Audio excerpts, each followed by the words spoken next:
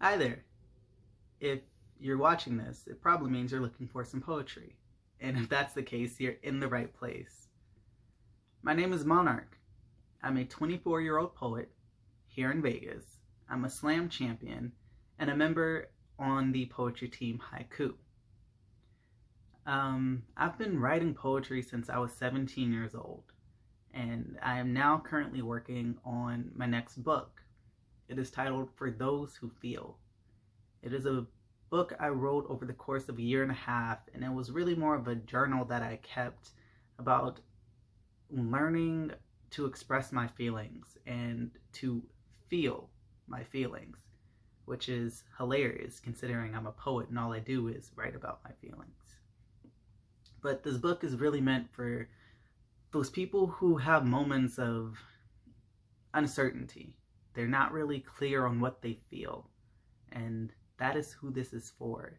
It is for those who feel, which is how I came up with the name. I'm going to be releasing this book on Patreon. And Patreon is Monarch the Poet. All you have to do is subscribe to my Patreon for $5 and you get access to this incredible book and all of the drawings and all of the sketches and all of the mess ups that I've made in this journal. It is all handwritten, and all of that will be on Patreon. I'm very, very excited for this. This is the first time I'm doing something like this, but today I'm even more excited because I get to share some of these poems with you.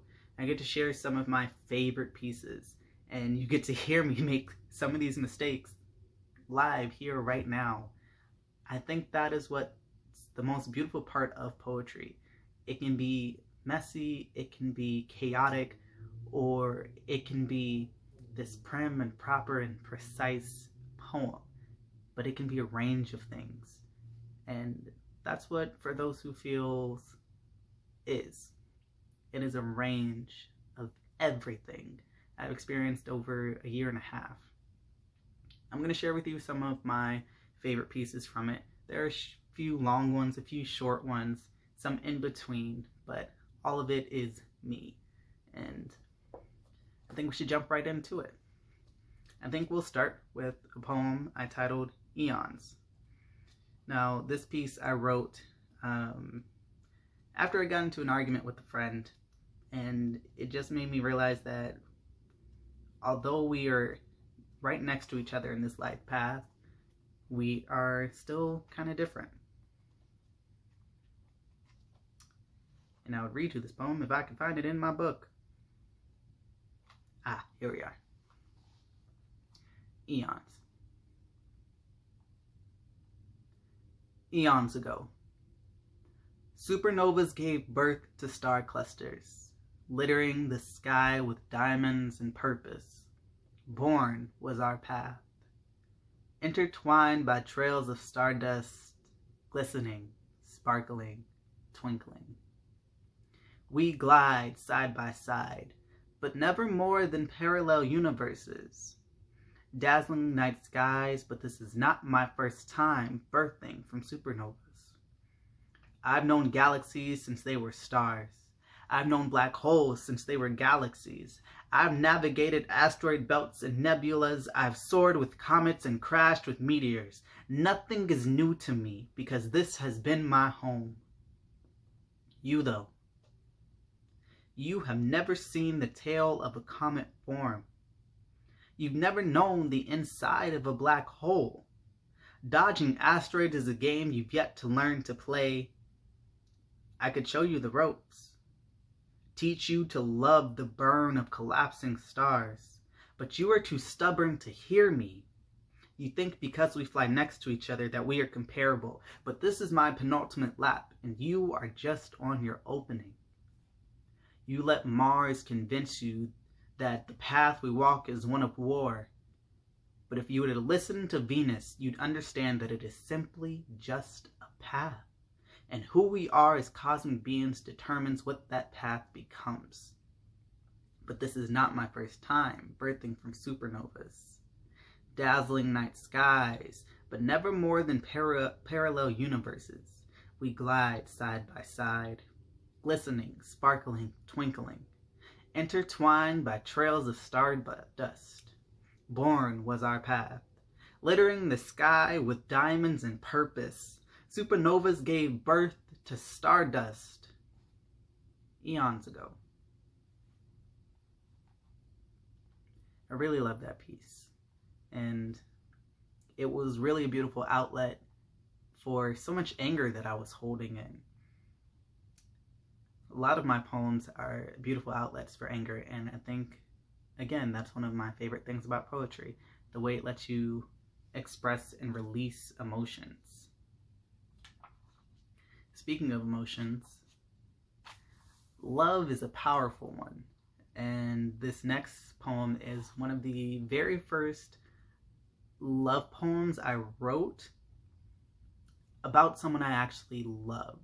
Someone I was in love with. It wasn't just infatuation.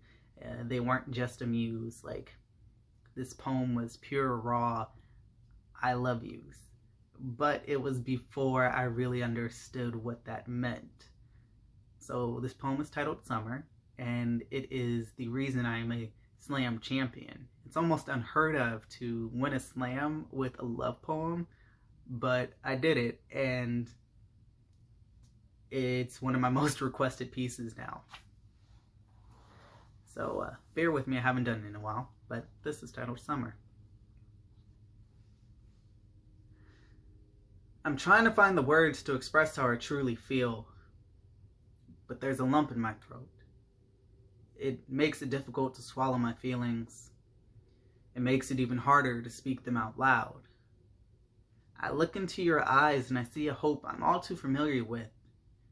Sometimes I wish it would fade so I didn't have to look at my reflection in its gleaming surface. I don't love myself the way you love me, and I don't love you the way I love myself. I still have so many lessons to learn, trenches to climb out of, memories to unpack, and I don't want you to follow me as I backpack through the valleys of my vacant heart. But I can't let you go. Being near you is like lying in a meadow and watching the clouds roll by. It's like hearing waves crash against a sandy shore. Your energy is the same as a handwritten letter sent from 3,000 miles away. Looking at you is like watching flowers bloom at the base of a waterfall. Touching you is like taking a bite out of a sweet summer peach. Hearing you speak is an April shower. Drench me in your love until I'm chilled to the bone. I need you to seep into my soul so you can understand what I am feeling, because I myself can't even comprehend it. But what I do know is being away from you is like a log in a campfire. It's like sore muscles after a treacherous hike. It's watching a house of cards fall. It's a summer day in a car with leather seats and no AC. Oh my gosh, I've never been more terrified. The scars of my past grew roots strong enough to burst through concrete. But you took care of me, like a souffle straight out of the oven. You believed in me, even though I think of myself as some sort of mythical being. Oh, I am beating around the bush, trying to find every way to say 3 little words without actually saying them. But I want to. I love you. Are everything I was missing. You are everything that scares me. The crown you wear is one that's well deserved, and I'm not even worthy of your audience. Your beauty is a river, it's shaped by time. Every second spent looking at you is one I wish I could rewind. Man, there is a lump in my throat and butterflies in my stomach. You've taken refuge in my mind and you sit on top of the word perfect. But perfection is a dangerous title to hold. An untamed flame, a grenade with the pin pulled. A crown of poison ivy, a beautiful concept that shouldn't exist, yet here you are. Sending sparks through the forest I built around the fortress of my heart, burning a path straight to me. I love everything that you are, everything that you will be. I love you loving me. I love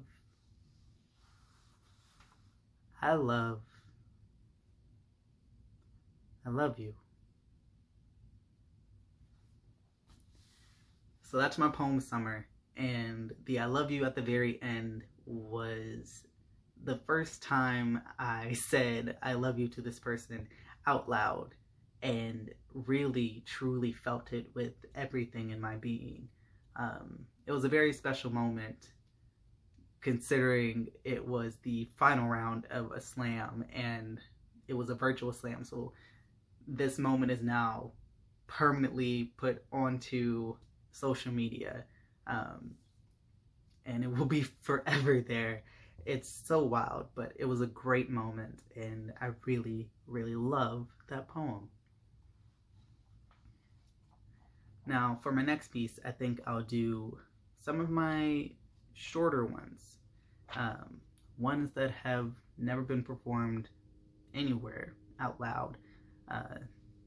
They are only here, and I'm going to share them with you. So this one is titled Muse. It is about me, per se. Muse. Let me be your muse. Let my essence permeate your mind. Feel my energy moving into the attic of your soul. Use me. Let me be your muse, because you are mine. That one is actually about my best friend. He is incredible, and he actually drew this gorgeous digital drawing of me floating away with balloons, and I'm actually going to use it as some of my merchandise art. But when he drew that and sent it to me, he actually drew more than one version of it, and I was like, well, why did you draw this? And he told me that he had just been thinking about me and that I became his muse for his artwork for a short period of time. And when he said that, he suddenly became my muse for my poetry. And so I wrote a few poems about him. He drew a few pictures of me, and we exchanged them, and it was just a really beautiful moment in life of my best friend. We've been best friends for years and years and years, and so for both of us to come out as creative and artistic as we are, it's just great to have someone you can exchange your love of your art with. Mine being poetry and his just being everything else. He's incredible. But he became my muse for a little bit. Now I do want to show you guys some of the things in this book that you really only get to see up close and personal if you go buy it. But there are drawings in here. You can see some of them. I drew all of these. There are different versions of butterflies because Monarch butterflies, where I got my name from. Just very, very excited to show you guys some of this. Alright, so before I continue to ramble, let's move on into my next piece. Now, this one I've never shared out loud again. It is titled Karmic Future, and it is about the same person Summer is about, but this is before we had ever started anything romantic, really. It was just a quick little one date fling type deal. We hung out in my car, but the following day we were at a open mic prior to COVID and everything, and I was watching her, and I got this urge to write this poem, and so I did. And it's short, but this is the terrifying feeling of liking someone. Karmic Future. Backed into a corner, I watched you put your face on. Feelings bubble in my chest, a little bit of joy, a lot of bit of fear. Do I pursue? Do I run? Will you give chase? Is it a race? Am I worth it? How do I explain I'm emotionally unavailable? My heart chakra is locked, blocked, barricaded, under attack. I can throw you a rope, but it's made of bone from all the corpses that have tried to make my heart their home. Don't make the same mistake. I like you too much. Yeah, I was terrified to let this person in. And I think I made the correct decision finally letting them in.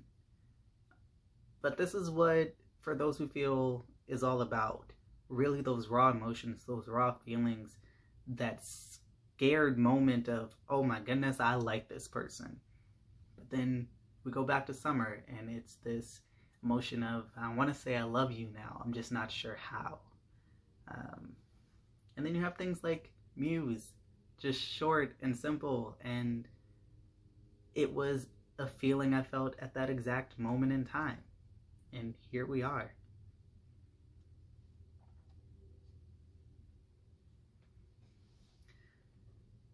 So this next piece is titled Comfort Ocean. And this one is about this bed I'm sitting on right here, right now. It came to me when I walked into my room one day and I looked at my bed and I realized I did not want to be sleeping there, because I wanted to be sleeping in the bed with someone else I cared about. Comfort Ocean. I came home to an empty bed, a vast ocean of pillows and blankets calling to me, begging me to take a swim. I held my breath and I took that dive, knowing I'd be greeted by chilling loneliness. The comforter wrapped around me, I tumbled and swirled. I sank under its waves, not wanting to come up for air. I was pulled by an undercurrent deeper into the bed. The springs of the mattress bounced me back and forth like Poseidon trying to make a decision. The dark water stinging my eyes, I was lost, panicking a little. Looking for a way to the surface, I realized this bed was not the ocean I wanted to drown in. You are. You are the ocean I want to swim in, to get lost in, to drown in. I want your arms to wrap around me like a tsunami pulling a city under. I want my lungs to be filled with the scent of you like I'm driving down the PCH. I want your lips to crash against mine like waves breaking on a cliffside. You are a riptide pulling me deeper out to sea. I can swim, but I'd rather drown in you than be floating in an empty bed. Now that one is an infatuation piece, I'll call it. It is about someone I was infatuated with. I liked them, I liked being around them, I loved their presence, but that's all that really was. I never wanted to spend my forever with them or anything. I just liked having someone around, which is both great and terrible to only use someone for their presence. But this person did occupy my mind enough that I wrote multiple poems about them.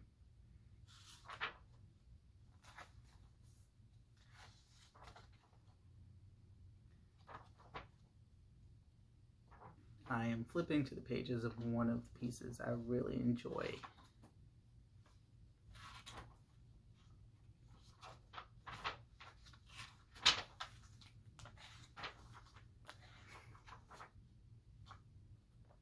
Where did you go? Ah, here you are.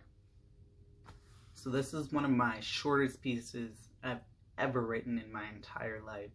But it is the piece I go to when I tell someone I'm a poet and they're like, oh, well, share some poetry. this is the piece I do, and it's titled Abuse. Poison tastes sweet to those who have never tasted love. How sweet it is to poison a love never tasted. Now that piece is a simple 2-line piece, and it is about the dynamics of abuse. Poison tastes sweet to those who have never tasted love. So if someone is in a loving relationship and it is an abusive relationship, but that is all they've ever known growing up throughout their childhood, then poison might taste sweet to them. This awful thing might be what they have considered love. And then the second half of that, how sweet it is to poison a love never tasted, that one speaks to abusers. How they might see something so good and be so upset that they've never had it that they purposely try to ruin things for the other person. They don't want them to feel that happiness, but they don't want to be alone either. I think poetry really speaks to how you can make something so grand and terrifying such an awful topic and really just bring it back to something as simple as 2 lines. That's what I love to do with my poetry. I love to take things and give them a little twist, make them a little edgier, or just really flip them on their head. I've shared some of my poems with you guys. I am very, very happy to have shared them with you. And I think we have time for maybe 1 or 2 more. But before we get to them, I also just want to say thank you for listening. And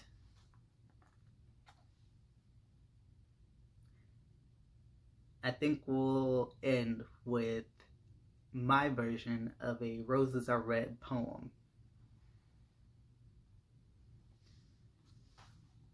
This one is titled Motive.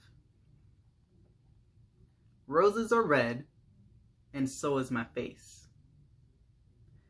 My lips on your neck, your hand on my waist. I'm searching for words to explain what you do to me. I'm cut from old cloth, so this pattern is new to me.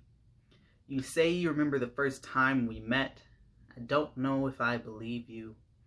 I'm scared of your attraction towards me, and I'm scared to leave you.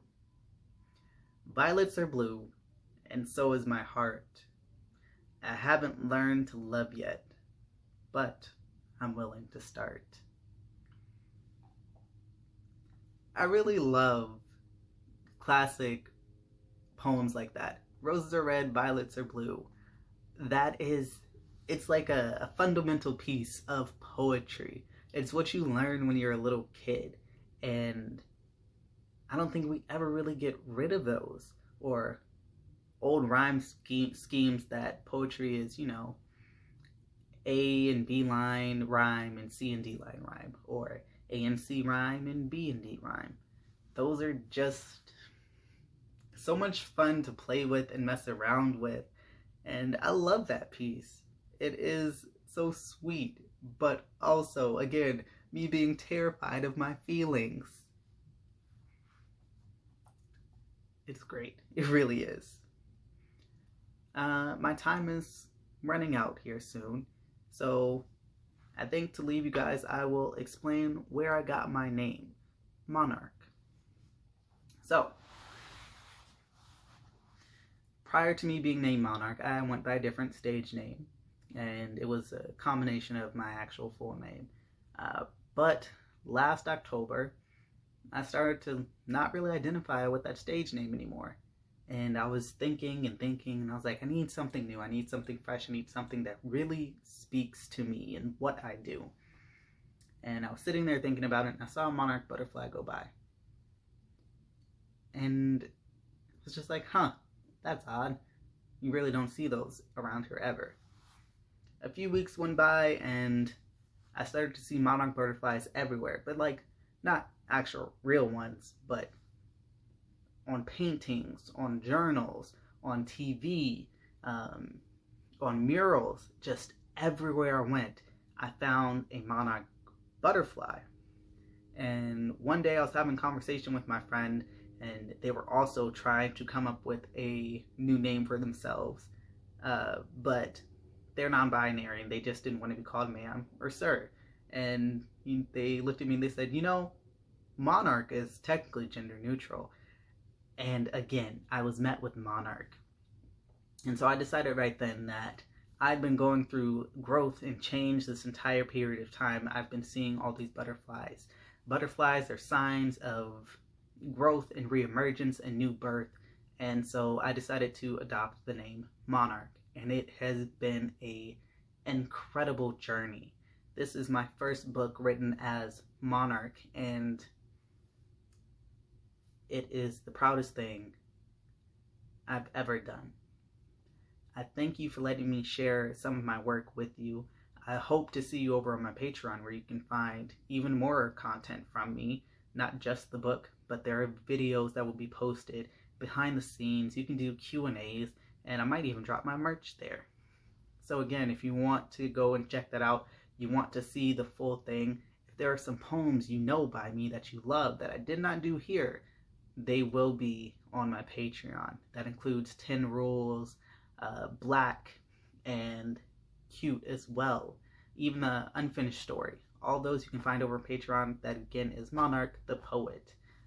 I've enjoyed my time with you. It has been a pleasure. Thank you for hanging out in my room and being intimate with me and with my book. I hope to see you later. And if you see me on the streets, come say hi. Thank you. Bye, friend.